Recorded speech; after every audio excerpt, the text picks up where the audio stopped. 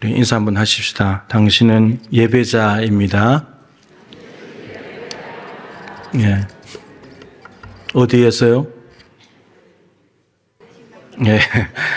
찬양의 여운이 남아있는 분들이 이제 부르신 곳에서, 오늘 찬양 이제 곡이, 이제 설교를 이제 압축해서 이제 노래로 만든 거하고 똑같은데, 주의 보좌로 나아갈 때에 무엇으로 나간다고요?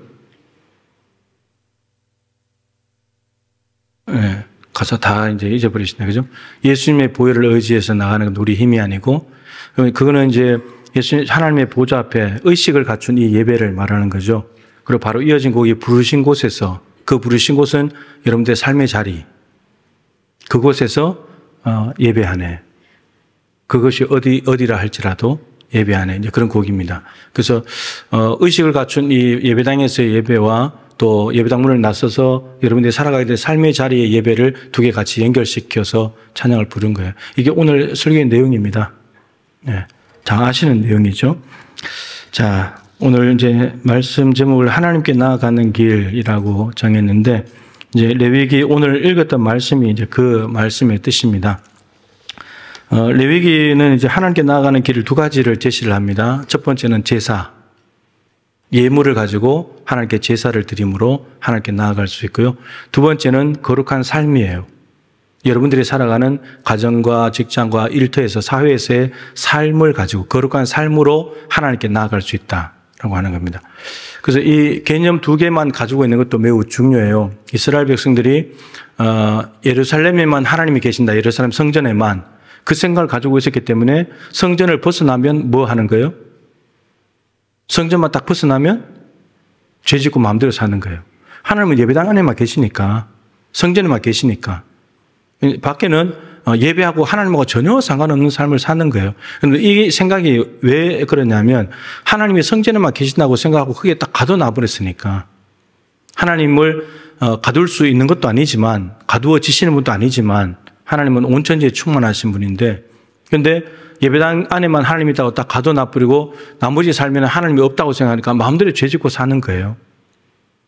예, 그래서 생각을 제사를 통해서 의식을 갖춘 예배로 예배당에 와서 하나님께 나아가는 길도 있지만, 나머지 삶 속에서 예배당 밖에서 우리가 살아가는 삶을 통해서 거기에 있는 예배의 삶을 통해서 하나님 앞에 나아가고 하나님을 만나야 된다, 이것입니다.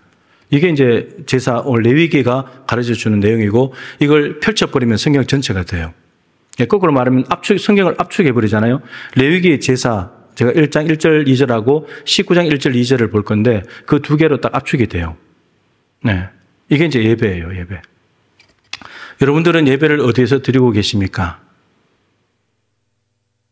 예배당에서 일단은 예배를 드리는 거고, 삶의 자리에서는 예배를 하고 계십니까? 삶의 자리에서.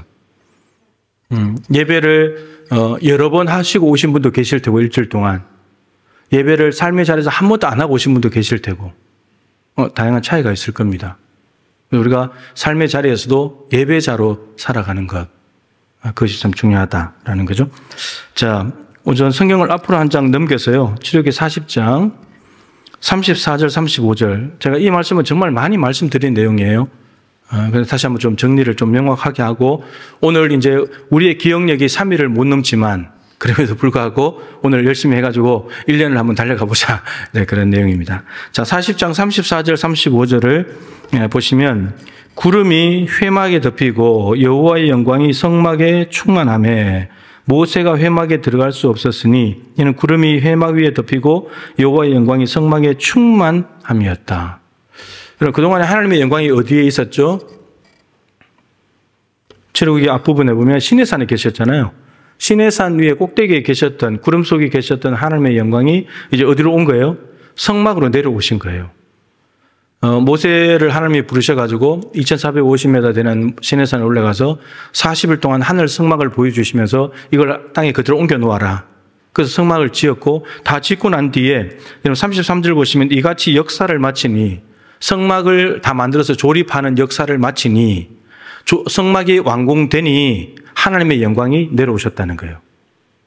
하나님의 영광이. 그 성막을 지으라고 한 이유는 하나님께서 이스라엘 백성들에게 더 가까이 오시고 싶어서, 함께 하시려고 이제 지으라고 했다는 거죠. 그런데 문제가 뭐냐면 여호와의 영광이 너무나 무겁고 장엄했기 때문에 모세조차도 회막에 들어갈 수가 없었대요. 하나님께 접근이 불가능했다는 거예요. 지금까지 시내산에 하나님이 계실 때는 모세만이 구름 속으로 가서 하나님을 만났잖아요. 근데 이 여호와 영광이 너무나 강력하게 임해서 모세도 이제 회막에 들어갈 수 없는 그런 강력한 영광이 왔다는 겁니다. 자, 이렇게 돼가지고 이제 레위기 1장으로 넘어오는 거예요. 레위기 1장인데, 여호와께서 회막에서 모세를 부르시고, 여러분 이걸 이제 그림을 그려보세요. 회막에 여호와 영광이 너무 가득해서 모세가 못 들어가요. 못 들어가는데 하나님께서 하나님 그 회막 안에서 하나님께서 모세를 오라고 하시는 거예요. 인간이 못 가니까 하나님이 오라고 하시는 거예요. 인간은 죄가 있고 그렇기 때문에 하나님께 가까이 갈 수가 없는 존재예요. 그런데 하나님께서 그걸 아시고 오라는 거예요. 그래서 사실은 히브리어 성경에 보면 1장 1절 앞에 접속사가 있어요. 이게 와우, 브라고 하는 접속사가 있는데 그러나로 번역하는 것이죠. 그리고도 번역되는데 그러나로. 그러니까 모세가 회막에 들어갈 수 없었다. 그러나 여호와께서 부르셨다 하는 거예요. 하나님께서 모세와 이스라엘 백성들 우리를 하나님에 가까이 갈 수 있도록 올 수 있도록 길을 열어주셨다는 말이에요. 하나님을 만날 수 있는 길이 열렸다는 거죠. 원래는 못 만나요. 만날 수가 없습니다. 하나님을 보면 아시잖아요. 거룩하신 분은 우리는 죄인이기 때문에 그냥 죽어요. 근데 하나님 편에서 먼저 길을 열어주신 거. 너희들 가까이 와. 나 너희들 가까이 하고 싶어. 이게 하나님께서 우리 죄인을 배려하시고 우리를 부르시는 은혜예요. 자, 1장 2절에 근데 하나님 앞에 부르시는데 갈 때 어떻게 가야 되냐, 뭘 가지고 가야 되냐, 빈손으로 가는 게 아니에요. 2절에 보시면 중간에 여호와께 예물을 드리려거든, 예물을 드리려고 할 때 하나님께 가까이 나아가는 방법을 말씀하고 계시는데, 이게 나중에는 이제 평상시에 예물을 드리는 것이기도 하지만 또 죄가 있을 때 하나님께 예물을 드리는 것이기도 하고 다 이제 연결이 되는데, 예물을 드린다고 할 때 예물은 여러분 잘 아는 코르반입니다. 고르반 기억나시죠? 복음서에 마태복음 7장에 고르반, 하나님께 드렸다고 말해버리면 부모를 공경하지 않아도 되는, 그러니까 인간의 법을 가지고 하나님의 법을 가지고 인간에게 행할 도리를 행하지 않는 것에 대해서 고르반 이렇게 말씀한, 그게 예물이라는 뜻입니다. 그리고 드린다는 말은 카라브, 다가가다라는 뜻입니다. 그러니까 자음이 똑같잖아요. 코르반, 카라브 똑같잖아요. 그러니까 예물을 가지고 하나님께 가까이 나아갈 때 이런 말입니다. 근데 이 예물이라고 하는 단어가 코르반도 있지만 자음 모음을 바꾸면 케렙이라고 하는 단어가 있습니다. 이 케렙은 인간의 내장, 심장, 중심, 가슴이라는 뜻이에요. 그러니까 하나님 앞에 나아갈 때는, 나아가는 사람은 뭘 가지고 가야 된다는 말이죠? 이스라엘 백성들의 중심, 심장, 마음, 가슴을 가지고 가야 된다는 말이에요. 몸이 오는 것이 아니고, 몸만 오는 것이 아니라 우리 안에 마음, 중심, 심장을 가지고 하나님 앞에 가까이 나아가야 된다는 거예요. 하나님은 우리의 겉모습을 원하는 것이 아니고 너의 중심을 원한다는 거예요. 정말 네가 나하고 만나고 교제하고 함께 대화하고 하고 싶은 거냐, 그걸 보시겠다는 거예요. 그러니까 죄로 인해서 멀어진 이스라엘과 하나님과 가까워지는 길, 그것이 하나님 편에서 만들어주신 방편인데 그게 제사라는 것이고, 그 제사를 드릴 때 이스라엘 백성들은 중심을 가지고 가야 된다. 심장을 가지고 가야 된다. 여러분, 그래서 이제 이것을 문자 그대로 받아들이게 되니까 아까 예루살렘 성전에만 하나님이 계신다고 이해를 하니까 이스라엘 백성들이 주전 8세기 특별히 그때 보면 이스라엘 백성들이 안식일을 지키고 절기를 지킬 때는 엄청난 재물을 가지고 옵니다. 예물을 가지고 오라고 했으니까. 그런데 나머지 6일 동안은 그냥 죄짓고 남을 괴롭히고 거짓말하고 사기치고 엉망으로 살거든요. 그리고 재물만 잔뜩 가져오는 거예요. 눈에 보이는 짐승, 기름. 근데 하나님이 원하시는 건 그 재물이 아니고 심장을 달라는 건데, 심장 없는 재물만 가져오는 거예요. 마음이 없는 소만 끌고 오는 거예요. 지금 우리로 말한다면 마음이 없는 헌금, 정성이 없는 헌금, 그것만 가지고 하나님 앞에 온다는 얘기입니다. 하나님은 그걸 기대하신 게 아니거든요. 네 중심을 달라, 네 마음을 좀 달라고. 하나님 그걸 언제나 요구하셨습니다. 자, 말씀드린 대로 제사가 하나님께 나아가는 길인데 야고보서 4장 8절에 보면 하나님을 가까이 하라. 그리하면 너희를 가까이 하시리라. 야고보 사도가 이 말을 했는데 이 문맥이 겸손한 자에게는 은혜를 베푸신다라는 문맥 하에 있습니다. 겸손한 자가 누구냐? 하나님을 가까이 하는 사람이다. 그러면 어떤 은혜를 주시는가? 하나님이 그 사람을 가까이 하신다. 이 말입니다. 근데 여기 뒤엔 또 설명이 붙어 있어요. 하나님을 가까이 하고 싶은데 누가 하나님께 가까이 갈 수 있는가? 죄인들이 하나님께 가까이 갈 수 있는가? 길이 있다는 거예요. 죄인들아, 손을 정결케 해라. 여러분, 손은 우리가 죄를 짓는 신체 기관 중에 하나잖아요. 죄. 손으로 죄를 짓잖아요.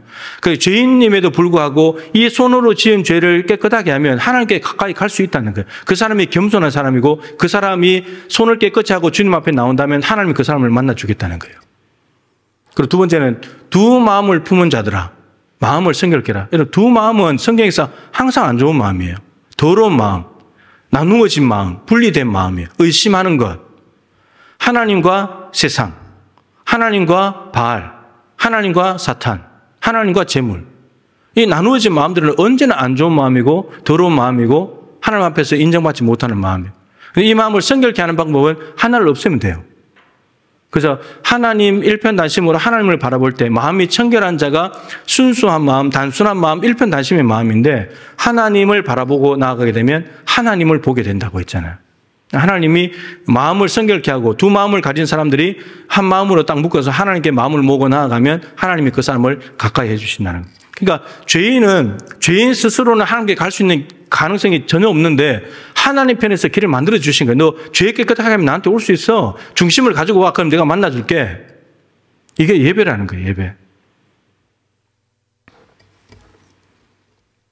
여러분들은 예배를 통해서 하나님을 만나고 계십니까? 그러니까 우리가 하나님 앞에 여기까지 올 수 있는데 우리가 죄를 해결하지 않고 여기 와 있으면 하나님을 만날 수가 없다는 거예요. 우리는 하나님을 가까이 하는 것 같지만 세상보다는 하나님께 가까이 온 것 같아도 그 물리적인 거리가 아니잖아요. 영적인 거리지. 영적으로 하나님 앞에 가까이 가는 것이지 물리적으로 가까이 가는 게 아니에요. 그래서 하나님께서는 죄를 사해 주시면서까지 만나기를 원하는 거예요. 만나고 싶다는 거예요. 우리를. 네. 우리를 만나고 싶다는 거예요. 삼위일체 하나님은 완전하신 분이기 때문에 부족함이 없어요. 외롭거나 그러지 않아요. 그런데 하나님께서 우리하고 같이 살겠다는 거예요. 같이 만나겠다는 거예요. 그럼 이제 이거는 죄인들에게 베푸시는 너무나 큰 은혜이기 때문에 우리는 당연히 하나님께로 가까이 가서 하나님을 만나야 되죠. 우리가 창조의 질서상에서 우리가 그렇게 만들어진 존재니까 하나님이 없이는 우리는 살 수 없는 존재잖아요. 하나님이 이미 그렇게 설계도를 그렇게 만들어놨기 때문에 우리 예배를 통해서 끊임없이 하나님을 만나야 되는 거예요. 하나님께 가까이 나아가고 하나님과 교제를 해야지 살 수 있다라는 겁니다. 자, 근데 이것이 이 의식을 갖춘 제사로만 끝인가? 그것이 끝이 아니고 레위기 19장을 말씀드렸죠. 거기에는 너희는 거룩해라. 이제 이스라엘 백성들을 애굽에서 구원하신 하나님께서 너희들은 이제 거룩하게 살아야 돼. 왜냐하면 내가 거룩하기 때문에. 하나님이 거룩하시니까. 거룩하신 하나님이 애굽에 430년 종살이 하던 사람들 떠나라.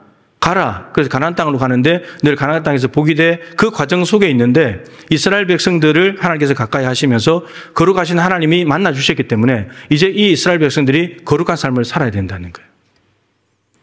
문화 속에서, 생활 속에서, 공동체 속에서, 절기, 문화, 법, 제도 이런 것 안에서 거룩한 삶을 살아가는 것이 하나님께서 요구하시는 삶이다라고 하는 겁니다.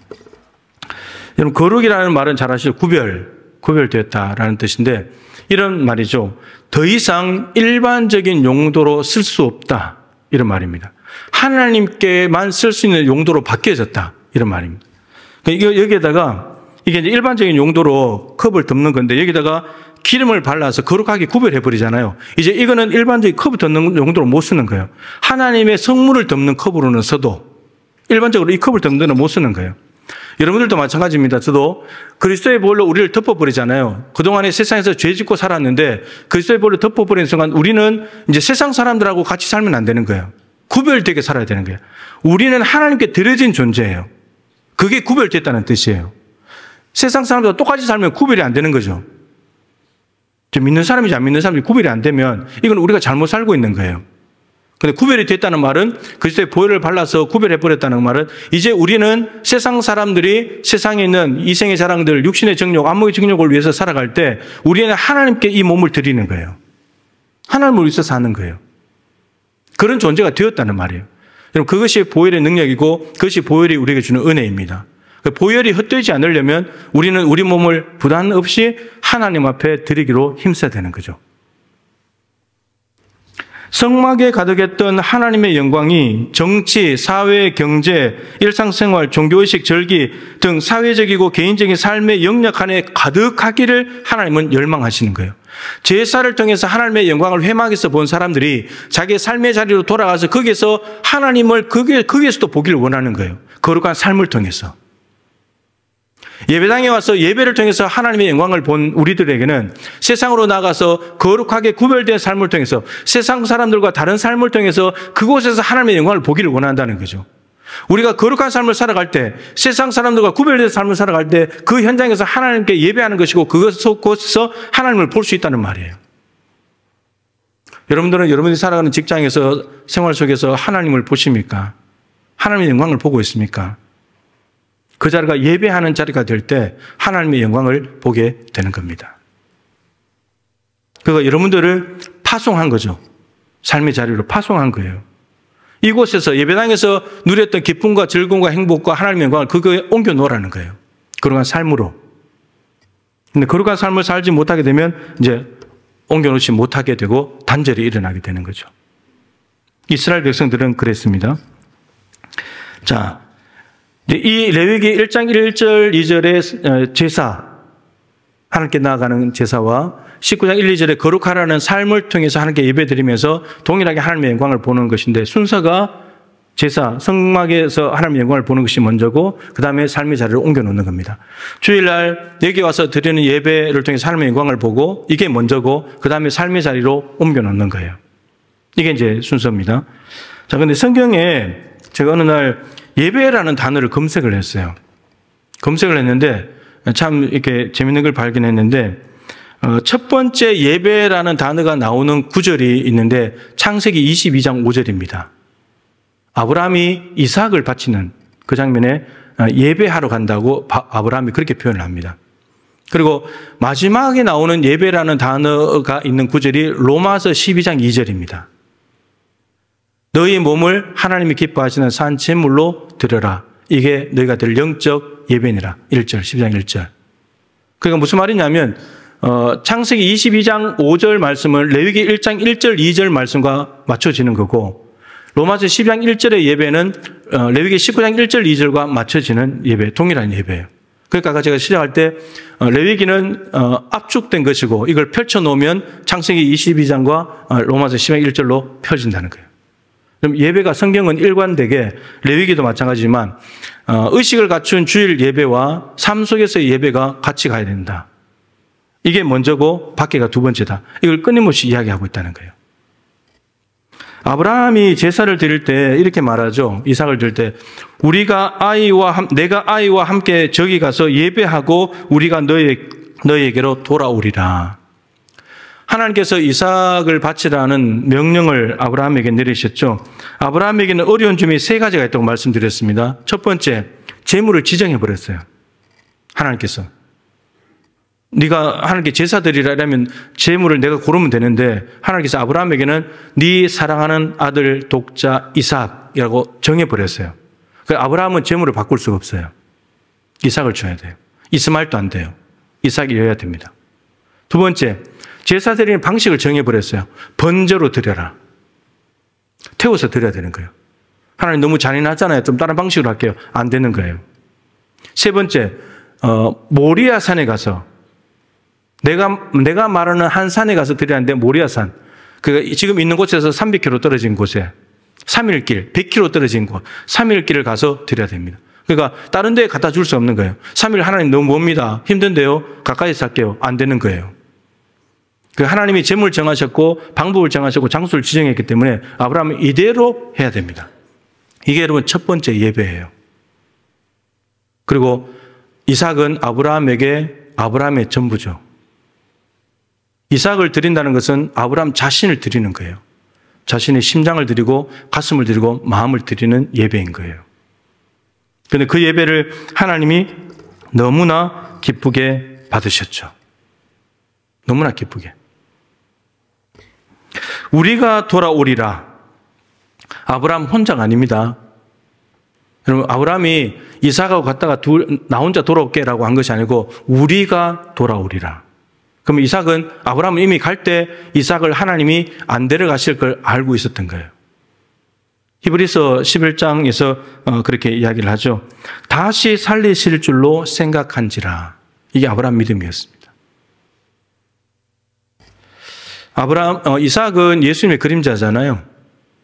그래서 아브라함이 이삭을 전부 드렸을 때 이삭은 순종했습니다. 아버지 왜 이러십니까? 제정신이세요? 어떻게 나를 잡아서 드릴 생각을 하세요? 아무리 하나님이 달라고 해도 그럴 수 있습니까? 이럴 수 있는데, 근데 꼼짝없이 잡혀서 결박되어서 나무 위에 올라갑니다. 그리고 죽을 준비를 하죠. 이게 예수님입니다. 예수님이 자신의 전부를 우리를 위해서 내주셨습니다. 심장이 없는 제사가 되겠습니까? 생명을 주는 거고 살과 피를 주는 건데 그 제사를 우리가 받은 거예요. 하나님이 받으시고 그 제사의 효력이 우리에게 나타나게 된 거죠. 여러분, 우리가 드리는 한 번의 예배도 이런 마음으로 해야 하지 않을까요? 이런 마음으로. 내 전부를, 내 마음을 다해서.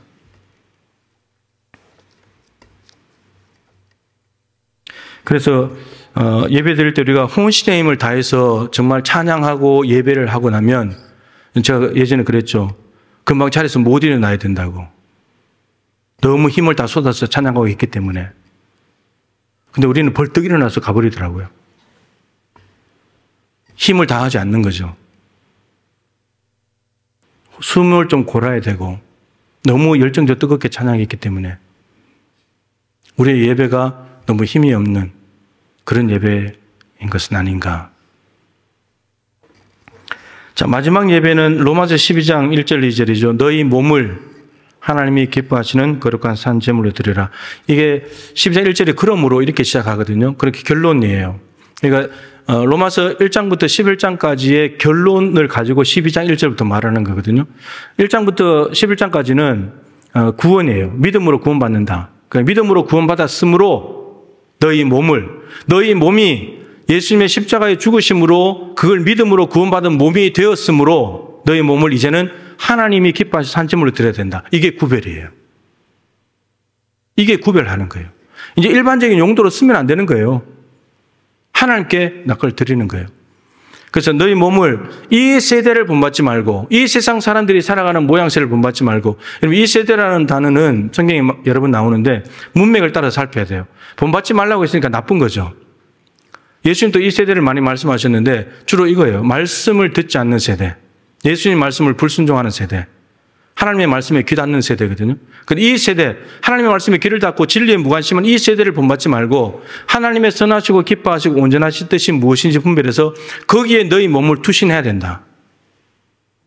그 세상 사람들은, 불신자들은, 구원을 경험하지 못한 사람들은 여전히 자기의 이익을 위해서, 자기의 기쁨을 위해서 길을 선택하는데 우리는 구별된 몸이 되었기 때문에, 피를 발라버린 몸이기 때문에 이제는 하나님이 뭘 기뻐하실까? 하나님이 어떻게 하면 영광 받으실까? 거기에 우리의 몸을 투신해야 된다는 거예요. 여러분, 원래 어디에 여러분들의 몸과 시간과 에너지를 다 쏟아부으려고 작정하고 계십니까? 그게 하나님과 관련된 것이어야 된다는 거예요. 하나님과 관련된 것.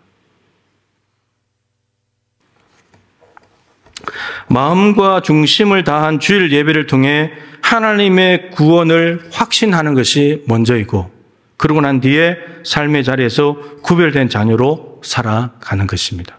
이게 성경에서 말하는 예배예요. 예배. 자, 우리가 잘 아는 것을 또 이렇게 반복을 했는데 이제 다시 한번 잘 마음에 새기고 우리가 이렇게 올 한 해를 하나님께 드리면 좋겠다. 그러니까 어디를 가든지 예배인 거예요. 여기서도 예배고 저기 형식만 다른 거지. 절차나 순서가 다른 거지. 여기도 예배고 저기도 예배인 거예요. 네. 그래서 예를 들어서 제가 설명했잖아요. 로마서 12장에 슬퍼하는 자들과 함께, 우는 자들과 함께 울어라. 그럼 누군가 힘든 일을 당해서 막 힘들어서 괴로워하고 있는데 가서 손잡아주고 울어주잖아요. 그죠? 여러분, 그게 하나님께 드리는 예배라고요. 하나님은 나 오늘 예배 한번 받았다 이렇게 말씀하신다고요. 그게 예배라고요. 그게. 여기에서는 의식을 갖춘 순서를 맞춰서 하는 것이지만 밖에는 뭐 성경도 없고 찬송도 없고 아무것도 없잖아요. 근데 거기에서 거룩한 삶 자체가, 말씀에 순종하는 삶 자체가 하나님께 예배 한번 드리는 거라는 겁니다. 그렇기 때문에 아까 제가 말씀드린 대로 누구는 일주일 동안에 예배를 10번 드릴 수도 있고 어떤 사람은 한 번만 드릴 수도 있는 거고 3번만 드릴 수도 있다는 말이에요.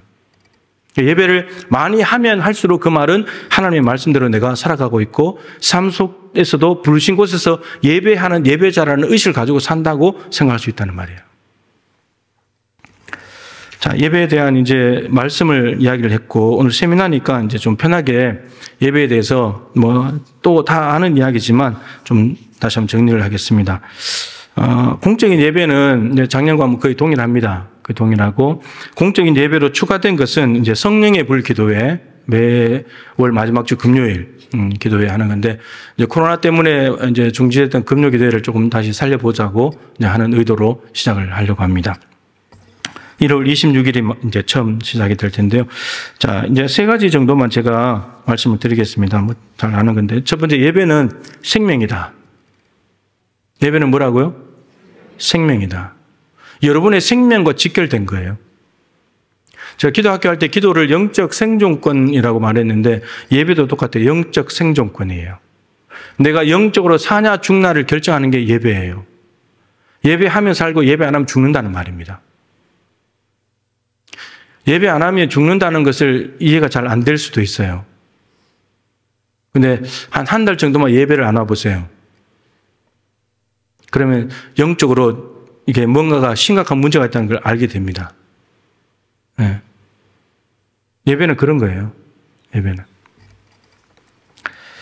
아까 말씀드린 대로 우리는 하나님과의 관계 속에서 창조가 됐고 생기를 불어넣어서 생명, 살아있는 존재가 됐기 때문에 하나님이 없이는 우리는 죽은 존재예요. 먼지이고 흙이에요. 우리의 설계도 자체가 그래요. 근데 하나님이 생기를 불어넣어서 우리가 생명이 살아있는 존재가 됐기 때문에 우리가 계속해서 살려면 하나님의 생기가 계속해서 공급돼야 되는 거예요. 그게 예배라고요. 예배를 통해서 하나님의 생명이 우리에게 공급되는 거예요. 예배하지 않으면 생명 공급이 단절되는 거예요. 여러분, 이게 혈관으로 산소가 공급되지 않으면, 뇌에 공급되지 않으면 큰일 나잖아요. 똑같은 거예요. 뭔가 공급이 안 되면 육신도 병들듯이 영적으로도 마찬가지인 거예요. 하나님부터 생명이 공급 안 되면 죽는 거예요. 영적으로 죽는 거예요. 멀쩡히 숨쉬고 살아서 돌아다니는데 영적으로 죽어 있는 거예요. 영적 생존권이다. 이런 말입니다. 옆에 분에게 한번 물어보시다. 살아있습니까? 살아있어요? 죽었는데 착각하는 거 아닙니까? 유대인들이 늘 말하는 것처럼 우리가 안식일을 지키지만 안식일이 우리를 지킨다. 우리가 예배자를 지키는 것 같아도 예배가 우리를 지킵니다. 우리를 살립니다. 예배는 하나님께 나아가서 친밀성을 확인하고 또 강화시키는 거죠. 끊임없이 하나님 앞에 나아가야 됩니다. 여러분, 얼마나 큰 은혜예요. 죄인이 하나님께 갈 수 없는데 정기적으로 올 수 있도록 장치를 만들어 놨으니 얼마나 감사한 일입니까? 이사야 55장 1절 2절에 보면 저 예전에 설교할 때 참 많이 말씀드렸던 구절인데 2절에 이렇게 되어 있죠. 너희는 어찌하여 양식이 아닌 것을 위하여 은을 달아주며 배부르게 하지 못할 것을 위하여 수고하느냐. 양식이라고 생각하면서 은을 갖다가 주는데, 돈 갖다 주는데 양식이 아닌 거예요. 근데 돈은 갖다 주고 있는 거예요. 어찌하여 배부르게 하지 못할 것을 수고하느냐. 수고는 열심히 해요. 배부르려고 수고하는데 배가 하나도 안 부른 거예요. 왜 그래요? 이 배고픔, 이것을 채우려고 하는데 엉뚱한 데 가서 채우고 있다는 말이에요. 그래서 오호라 너희 목마른 자들아 물로 나오라. 그 1절입니다. 목마른 자들을 초청하시는 거예요. 너희는 값없이 돈 없이 값없이 와서 포도주와 젖을 사라. 여러분, 돈 없이 값없이 오라는데 그러면 공짜로 주는 건가 생각하는데 포도주와 젖은 또 사래요. 포도주와 젖은 하나님이 주신 은혜, 우리가 사는 거예요. 근데 여러분, 돈으로, 값으로 포도주와 젖을 사지 않는다면 뭘로 사라는 거죠? 이거 많이 말씀드렸어요. 시간. 너희는 내게 나와 듣고 들을지어다. 내게 오라는 거예요. 쓸데없이 돈 들고 다른 데 가서 우상 쫓아다니고 강대국 쫓아다니고 세상 쫓아다니면서 채우려고 하지 말고 안 채워진다고. 그거 헛수고 하는 거라고. 돈 다 낭비하는 거라고. 나한테 오면 시간만 내서 나한테 오면 내 말을 들어. 그럼 너희들이 살아. 너희 영혼이 살리라. 기름진 것으로 좋은 것을 먹으리라. 그게 하나님의 약속이에요. 여러분, 엉뚱한 데 가봐야 우리의 영혼은 채워지지 않습니다. 우리의 설계도 자체가 그렇게 되어 있다니까요. 하나님이 아니고서는 절대로 이것을 안 채워져요. 하나님이 없을 때 우리는 궁핍해야 정상입니다. 그리고 하나님 앞에 와서 예배하면서 이게 채워지고 그래야 만족이 그때야 오는 거예요. 우리의 설계도 자체가 그렇게 되어 있습니다. 우리 자신이. 예배 시간에 예배하지 않는다면 다른 무엇인가가 그 시간을 차지하고 있겠죠. 그죠? 분명히 다른 뭔가를 하고 있을 거예요. 근데 그것이 예배보다도 더 우리의 영혼에 생명을 주는 일일까요? 그런 일은 없습니다. 예배가 우리에게 가장 생명을 주는 일이거든요. 근데 예배 외에 다른 걸 통해서 내가 영적인 생명을 얻겠다. 그건 안 되는 일입니다. 그런 건 없거든요. 그러니까 분명히 다른 일을 하고 있는 거예요. 예배 시간에 예배하지 않으면 다른 뭔가를 하고 있는 겁니다. 근데 그것이 내 영혼의 만족을 절대로 안 주는 일이 거의 100%죠. 예배 시간이 아니니까. 여러분들은 예배에 못 가서 속상할 때가 있었습니까? 솔직히 한번 얘기해 봅시다. 주일 예배에 못 가서 막 속상하다.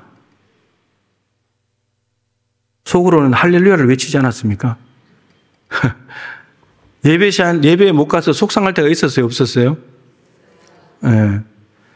이제 속상함이 없는 사람들은 이제 병이 들어있는 거예요. 청년 시절에 주일 예배를 하루 빠졌는데 제가 눈물을 펑펑 흘리면서 예배를 못 가고 다른 곳에 갔어요. 예전에 한번 말씀드린 적이 있어요. 버스 맨 뒤편에, 관광버스 맨 뒤편에, 그때 이제 삼촌이 늦게 결혼식 한다 그래가지고 안양에 계신 삼촌이.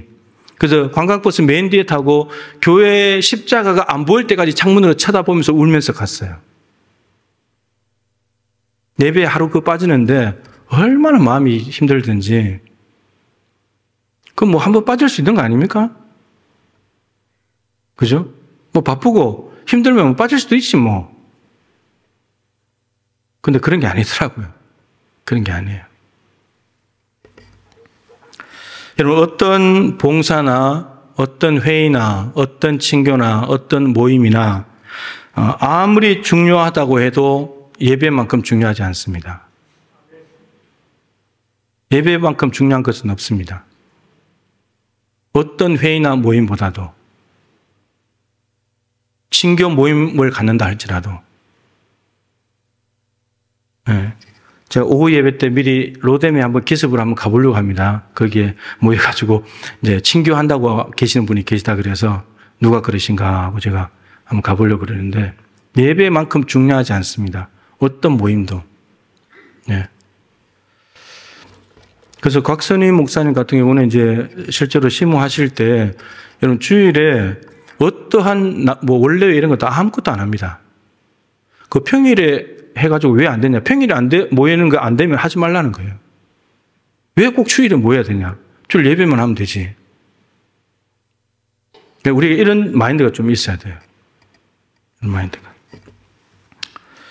여러분, 자리를 잘 지키세요. 여러분들 앉아있는 자리, 먼지 앉지 않도록, 다른 누군가가 그 자리를 차지하지 않도록. 네. 한 가지 할 힘만 남아있다면 예배하십시오. 다른 거 안 하셔도 돼요. 예배하십시오. 자, 두 번째, 옆에 사람에게 한번 물어봅시다. 예배 준비를 언제부터 하세요? 옆에 분에게 물어보세요. 답을 주세요. 예. 언제부터 한대요? 예? 언제부터 한대요? 토요일 날. 예. 어떤 분들은 주일날 하시는 분이 있습니다. 이제, 그러니까 다음 주 예배를 오늘부터 하는 거죠. 찬양대 같은 경우. 다음 주 찬양을 오늘 연습을 하는. 오늘부터 주일 예배가 시작된 거예요. 찬양되는 다음 주 예배가. 찬양팀 같은 경우는 제가 목요일 날 설교 요약을 보내드리기 때문에 목요일 날 찬양 준비 선곡할 때부터 예배가 시작되는 거예요. 찬양팀은 그 곡을 받아서 단톡방에서 보고 그 곡을 들어보고 익히면서 예배가 이미 시작된 거예요. 어떤 분들은 토요일 날. 그래서 일주일 계속 하기가 힘드니까 토요일 새벽에 하루 정도는 우리가 모여서 기도로 준비하고 예배일이니까 하루 준비하고 주일 예배를 해보자 하는 것입니다. 아무 준비도 없이 예배하는 사람들이 많습니다, 사실은. 저 일일이 다 물어보진 않았지만 주일 예배를 주일에 준비해서는 안 됩니다. 그건 하나님께 대한 예의가 아니죠. 집에서 주중에 헌금을 새 돈을 찾든지 신권을 바꾸든지 할 때 그때 이미 예배는 준비된 거예요. 그 사람에게는. 옷을 다리고 옷을 뭘 입을까 찾고 고르는 사람들은 그때부터 예배가 준비된 거예요. 시작된 거예요. 근데 주일 아침에 헐레벌떡 일어나가지고 오늘 뭐 입고 가지 막 옷 뒤져가 입고 헌금도 막 구겨진 거 순서도 안 맞고 더러운 거 이런 거 챙겨가지고 와서 헌금하고 이게 준비가 전혀 안 된 예배죠. 준비가 안 된 예배. 저는 사실 욕심이 있다면 뭐냐 하면요. 예배를 좀 더 강화하고 우리가 생명같이 여길 그런 걸 좀 훈련하기 위해서 저는 교회 모든 행사를 중지하고 예배만 하면 어떨까 1년 동안. 그런 마음이 있어요. 예배만 정말. 예배만. 그래서 이제 상황은 좀 다릅니다만 김동욱 목사님이 이제 높은 뜻 교회를 개척하고 2년 동안에 주일 예배밖에 안 했대요. 이게 다 여러 교회에서 중직자들이나 이런 사람들이 하다가 이제 교회로 몰려드는 사람들이기 때문에 그래서 주일 예배만 정말 예배에 집중하고 예배가 생명이고 중요하다는 것을 훈련하기 위해서. 그래서 뭐 이제 사람들이 이제 한참 있다가 하니까 심심하잖아요. 목사님 심심해 구역 만들어 주세요. 그러면 목사님은 반상회 가세요. 막 그러고. 1년 동안, 2년 동안 예배만. 그러니까 성도들이 예배를 귀하게 여기기 시작하고 예배에 집중하고 예배를 생명같이 여기고 예배를 철저하게 지키는 거예요. 우리가 정말 그런 마음을 우리 안에 무장하고 심을 수만 있다면 정말 그런 훈련들이 필요하지 않는가. 이게 무슨 말이냐면 교회에 많은 봉사를 한다고 예배가 등한시돼요. 지쳐가지고 예배를 못해. 일은 해야 되니까. 일은 해내야 되니까. 그런 겁니다. 그래서 정말 아무것도 안 하고 예배만 정말 1년 동안 하면 어떻게 될까? 교회가 아주 건강해질 거라고 저는 생각해요. 그리고 사실 욕심은 토요일 날 새벽기도 이제 만들었지만 리허설을 하고 싶어요, 저는. 주일 예배가 똑같이 저도 설교 다 준비하고 찬양팀 찬양대 다 준비해서 와서 예배 시간 똑같이 1시간 동안 해보는 거예요. 그리고 부족하고 것들을 다시 채우고 또 한 번 더 연습하고 기도문 다듬고 설교 다듬고 이렇게 해가지고 다음날 주일날 예배 해보는 거예요. 그럼 그런 교회가 있을까요? 없을까요? 있어요. 있습니다. 그런 교회가 있어요. 그 교회 예배는 어떨까요? 은혜가 넘칩니다, 여러분. 네, 은혜가 넘쳐요.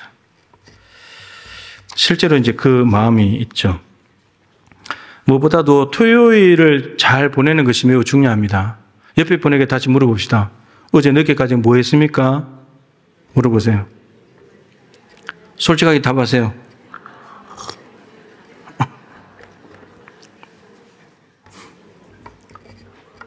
네. 요즘은 이제 옛날에는 TV가 12시 넘어가면 지지직 그랬잖아요. 요즘 이제 안 그렇죠. 24시간 방송하니까, 그죠? 그때까지 가면 심각한 거예요. 네, 요즘 이제 저는 TV 안 본 지가 몇 개월 됐는데, 여러분, 토요일 날 예비일이기 때문에 하루의 스케줄을 잘 잡는 것이 매우 중요합니다. 제가 하동에 이제 갔는데, 지난 12월 29일 날 마지막으로 이제 갔는데, 11월 27일 날 이제 피하고 이제 소변 검사를 해놓은 게 있어서 결과도 들으러 갔는데, 예, 죄송합니다만 이 수치상으로 좀 약간 좀 안 좋아졌어요. 예, 수치상으로 좀 안 좋아져서, 이렇게 이야기하더라고요. 그 최진석 원장님, 우리 교회 오셨던 그분이 목사님 10년 뒤에도 이렇게 앉아서 얘기할 수 있을지 모르겠습니다. 그랬어요. 그래서 너무 마음이 우울해졌어요. 이제 그렇게 됐는데 아무튼 그래서 아주 중요한 말을 해줬습니다. 치료도 사역이라고 생각하고 보십시오. 주님의 음성으로 들렸어요. 그냥 작정하고 일주일에 한 번씩 제가 꼭 가려고 그래요. 예, 치료도 사역입니다.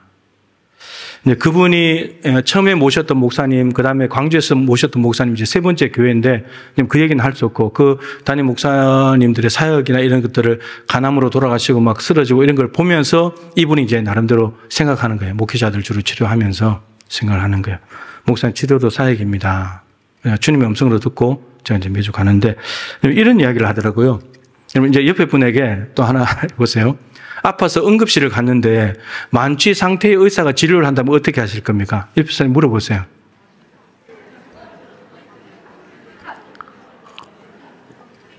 어떻게 할 것 같아요? 여러분들 같으면?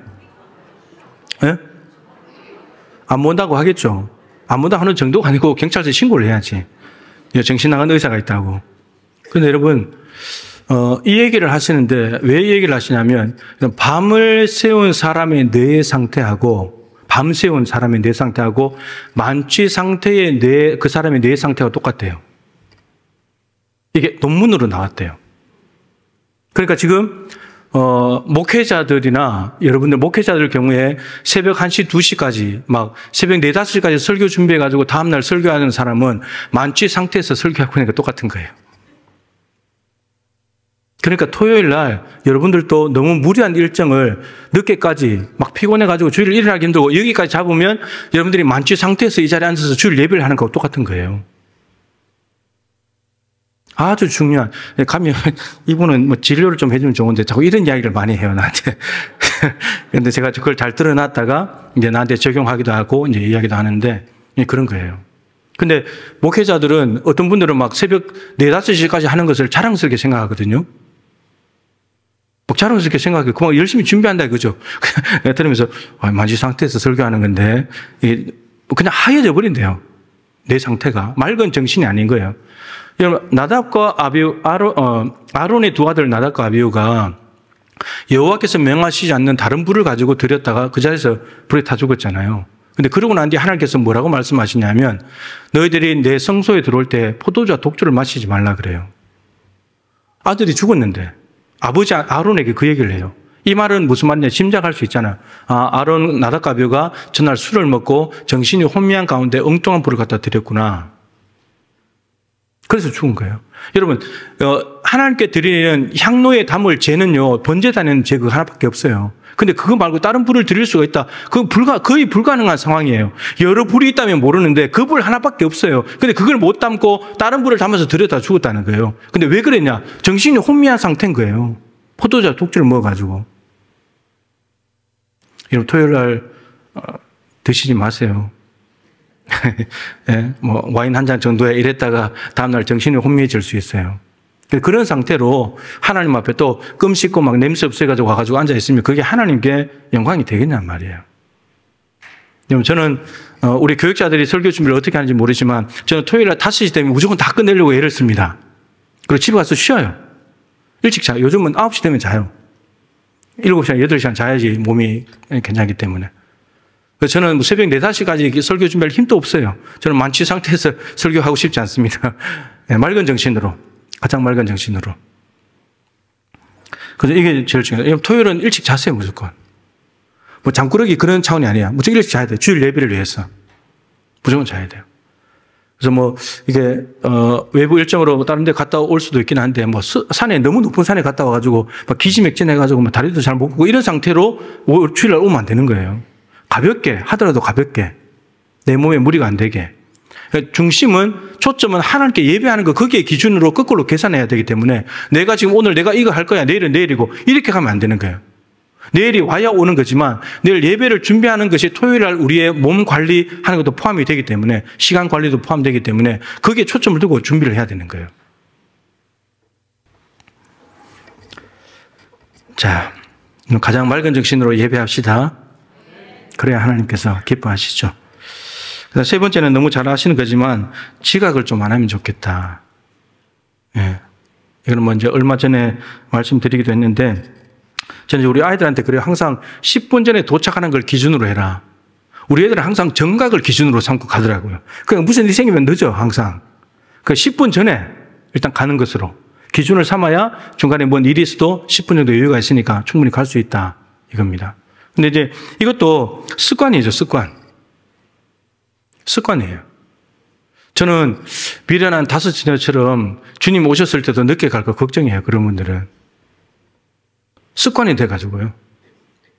네. 정말입니다. 예배는 하나님과 약속인데, 여러분, 이 나쁜 습관에 묶여 있는 거예요. 떠나야 돼요. 나쁜 습관에서 떠나야 돼요. 좋은 습관을 만들어야 돼요. 그래야 여러분, 복이 되는 삶이 가능해요. 그 자꾸 지각하고 늦게 가고 꿈을 대고 핑계대고 하는 그 습관에 묶여 있으면, 매여 있으면 새로운 삶이 불가능해요. 늘 거기에 끌려다니고 종된 삶을 살게 되는 거예요. 그래서 시간 설정을 10분 전으로 무조건 도착한다. 이렇게 계산을 하는 것이 좋아요. 저는 이게 경험적으로 그래요. 예전에 이제 청년 시절에는 교회 마당에 있어서 축구하다가 땀 뻘뻘 흘리면서 5분 전에 들어가요. 그럼 이제 땀이 금방 없어지나요? 계속 땀나요. 근데 그 예배가 되겠냐고요, 그게. 결혼식도 이제 교구에 결혼식이 있어서 가는데, 이제 담임 목사님 주례하시는데 제가 부목사인데 성경책을 가지고 가야 돼요. 근데 내가 시간 거꾸로 계산해서 지하철 몇 정거장인지 계산해서 3분씩 계산해서 했어요. 근데 주말에는 이 기차가 늦게 와요. 간격이 늦어요. 그래서 제가 결혼식에 늦게 갔어요. 제가 이런 이제 경험들이 있기 때문에 내가 이제 또 김동호 목사님께 또 김동호 목사님은 외부에 강사를 가잖아요. 그러면 1시간 전에 간대요. 1시간 전에 거기 도착해야 돼요. 그래야지 준비하는 교회가 긴장하지 않고 당황이 안 되는 거예요. 강사가 여러분 늦게 온다고 생각해 보세요. 이거는 뭐 안절부절인 거예요. 그래서 30분 전에 무조건 딱 가서 있는 거예요. 안심이 되도록. 자기도 페이스 조절하고 그렇게 하는 거죠. 그래서 하나님과의 약속이니까 우리가 좀 잘 지키면 좋겠다. 마트에 할인한다 그러면 또 얼마나 또 잘 빨리 가는지 미리 가서 기다리고 뭐 좋은 음식점 있으면 새벽에 텐트 치고 자면서까지 밥 먹으려고 애를 쓰고. 근데 하나님께 예배하는데 우리가 뭐 시간 맞춰서 가지 뭐 좀 늦으면 어때? 늦을 수 있지. 이런 생각부터가 우리 좀 바꿔야 될 예배의 모습이 아닌가 생각이 듭니다. 그래도 이제 지난번에 말씀드린 이찬수 목사님이 사랑의 교회 섬길 때 축도할 때도 오시는 분이 있었다 그랬잖아요. 그러니까 이제 예배 시작하고 뭐 기도 순서 끝나고 그러면 한 10분 정도 지나고 20분 가까이 되는데 뭐 그때 설교 시작할 때 그때 와도 좀 이해가 되고 근데 설교 끝나고도 오고 근데 또 봤더니 축도하는데도 또 오는 거예요. 그래서 물어보고 싶었다고 도대체 뭐 하러 왔냐고. 축도할 시간에 지금 뭘 하러 온 거냐고. 하나님께 예배가 그렇게 해서 되겠냐고. 그래서 이창수 목사님 개척해가지고 예배에 대해서 얼마나 철저하게 하는지 모릅니다. 의자 하나라도 삐딱하다 그러면 부격자들 난리 나요. 예배에 대해서만큼은 하나님 앞에 철저하게 드려야 되기 때문에. 자, 그 세 가지 정도만 말씀드리고요. 그 다음에 이제 기도자, 예배니까 기도자에 대해서 이게 이제 좀 안 되는 부분들이 좀 있어서 이제 말씀을 드리는데 기도문을 반드시 좀 종이에 적어가지고 뒤에 파일이 있으니까 좀 끼워서 좀 하시면 좋겠다. 이렇게 말씀. 그래야지 중은 부분을 안 합니다. 예. 그래야지, 이게 안 적고 하시는 분들을 보면 대체로 기도가 예전에 가고 거의 비슷해요. 달라지지 않아요. 기도로 준비해서 기도문을 써서, 스마트폰 있잖아요. 시계, 그거 해가지고 33분 되는지 안 되는지 체크해가지고 그 3분 넘어가면 자르고 조절해서 이제 오는 것. 그게 이제 필요하죠. 그리고, 이제 이 표현을 좀 많이 써요. 지금은 예배를 시작하는 시간이 오니, 기도자가, 여러분, 우리 주보에 보면 기도자가 기도할 때는 송령, 예배로 부름, 경배, 찬송, 기원, 신앙고백, 참여기도, 찬송이 다 끝났어요, 이미. 근데 기도 시간에 이제는 예배를 시작하는 시간이 오니, 그럼 앞에 순서들은 뭐예요? 앞에 순서들은. 그것도 예배인데, 예배는 이미 시작됐거든요. 그 때문에 그 표현은 적절하지 않다라는 거죠. 그래서 이런 부분들은 이게 입에 배어 있는 거예요. 그래서 기도문을 써놔야지 이게 잘못됐다는 걸 알아요. 안 써놓으면 이거 못 찾아내요. 예. 그런 표현들은 좀 피하는 게 좋고, 그리고 기도를 마치는 문구 중에 이제 이런 문들이 몇 번 있더라고요. 예수님의 이름으로 기도 드렸습니다. 맞아요? 이건 과거형이잖아요.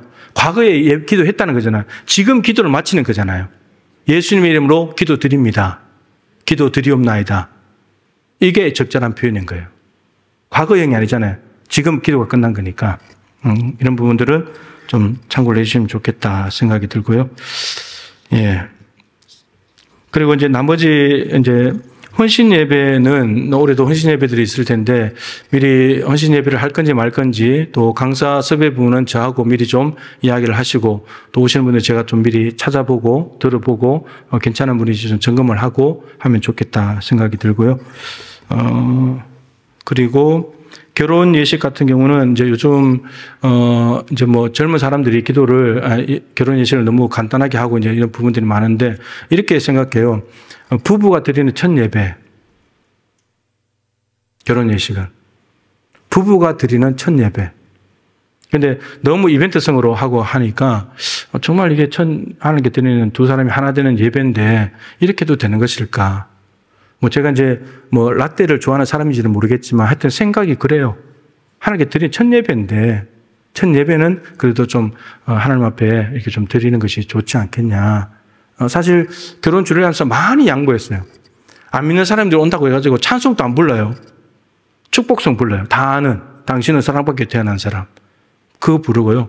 뭐 기도도 뭐 때로는 하지 말라면 안 해요. 축도도 안 할 때도 있고요. 많이 양보했어요.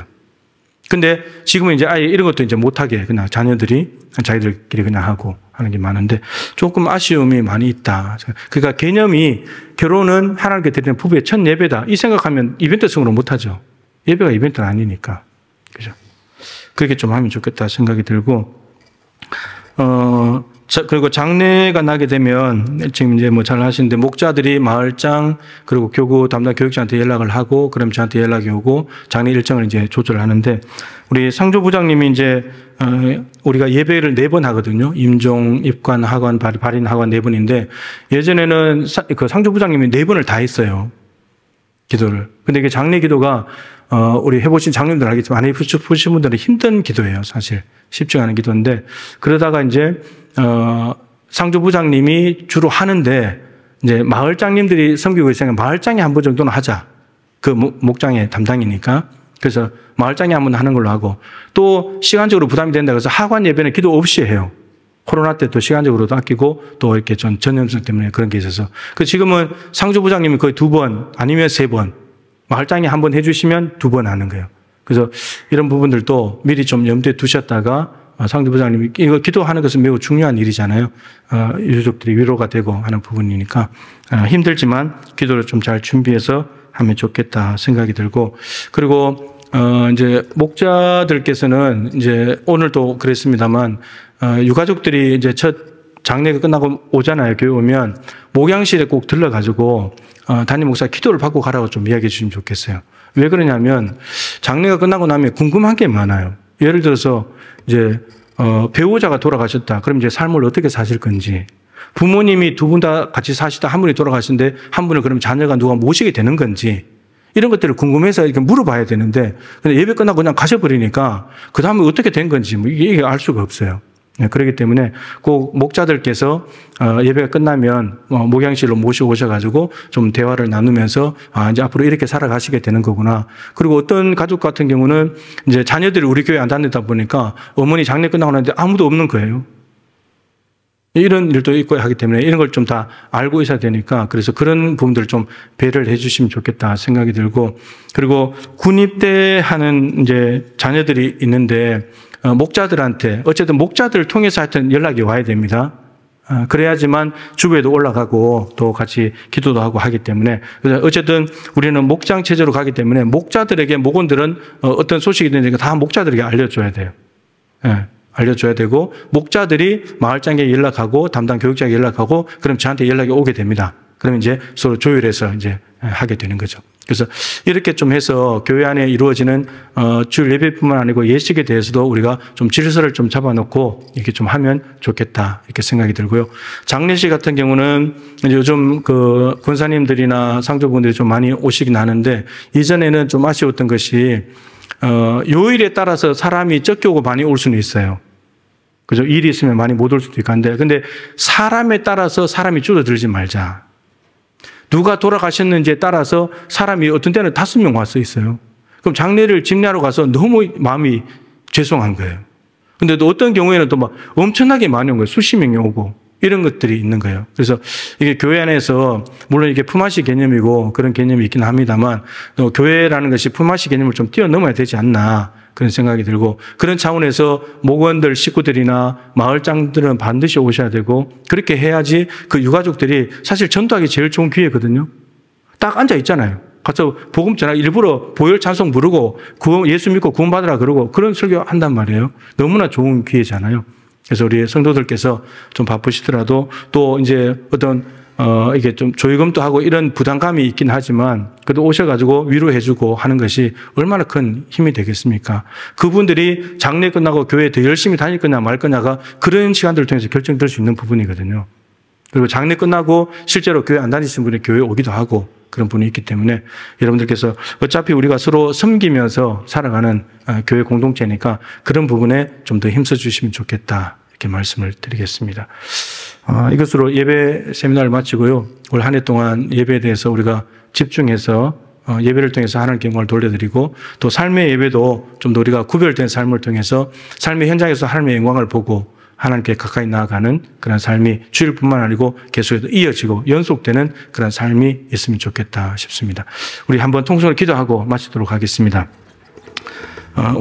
오늘부터 시작해서 주일 예배에 비롯해서 모든 공적인 예배 가운데 함께 해주시고 또 오늘 말씀을 가지고 여러분 기도하시면서 여러분들의 모습 속에 개선되어야 될 예배의 부분들이 있다면 하나님 오늘 이 예배 부분들을 내가 바꿔 나가겠습니다. 하나님 도와주십시오. 그리고 예배 횟수가 더 많아지고 예배의 지경이 더 넓어지면 좋겠습니다. 부르신 곳에서 하나님을 경배하기를 원합니다. 하나님 우리가 참된 예배자 되게 하여 주시고 하나님은 참되게 예배하는 자를 찾으신다고 했습니다. 하나님께 발견되는 참다운 예배자가 되게 하여 주시옵소서. 그리고 교회의 모든 예배 때마다 성령께서 역사하시고 하나님의 영광 중에 임하여 주셔서 예배에 오는 자들마다 누가 오든지 간에 언제든지 간에 하나님의 은혜가 충만하고 사죄의 은총을 받고 구원의 감격과 기쁨을 누리고 치유와 회복이 일어나는 예배가 되게 하여 주옵소서.